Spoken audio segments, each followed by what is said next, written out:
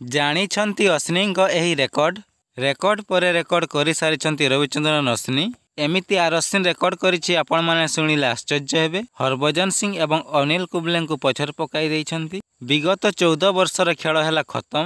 ଶେଷରେ ଅବସର ନେଲା ରବିଚନ୍ଦ୍ରନ ଅଶ୍ୱିନୀ। ତେବେ ଚାଲନ୍ତୁ ଜାଣିବା ସମ୍ପୂର୍ଣ୍ଣ ଖବର ବିଷୟରେ। ଭାରତର ଡାହାଣ ହାତୀ ଅଫ୍ ସ୍ପିନର ବୋଲର ତଥା ଅଲରାଉଣ୍ଡର ରବିଚନ୍ଦ୍ରନ ଅଶ୍ୱିନୀ 18 ତାରିଖ ସନ୍ଧ୍ୟା 7ଟା ସମୟରେ ସେ ରୋହିତ ଶର୍ମାଙ୍କୁ ଡାକି ଆଣି ଗଣମାଧ୍ୟମରେ ସେ ପ୍ରକାଶ କରି କହିଲେ ଯେ ମୁଁ 3ଟି ଯାକ ଫର୍ମାଟରୁ ଅବସର ନେବାକୁ ଚାହୁଁଛି ଏବଂ ଫ୍ୟାମିଲିଙ୍କ ପାଖରେ ଟାଇମ୍ ସ୍ପେଣ୍ଡ କରିବାକୁ ଚାହୁଁଛି।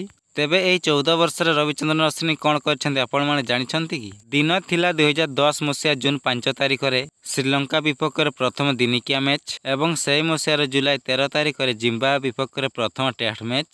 ଟେଷ୍ଟ କ୍ରିକେଟରେ 547ଟି ୱିକେଟ୍ ନେଇଛନ୍ତି।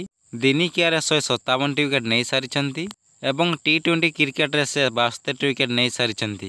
ରବିଚନ୍ଦ୍ରନଙ୍କ ଅବସର ଘୋଷଣା ଶୁଣି ଦେଶ ସାରା ଆଶ୍ଚର୍ଯ୍ୟଚକିତ ହୋଇପଡ଼ିଛି। ତ ଫ୍ରେଣ୍ଡ, ଯଦି ଭିଡ଼ିଓଟି ଭଲ ଲାଗିଥିବ ଭିଡ଼ିଓଟିକୁ ଲାଇକ୍ କରନ୍ତୁ।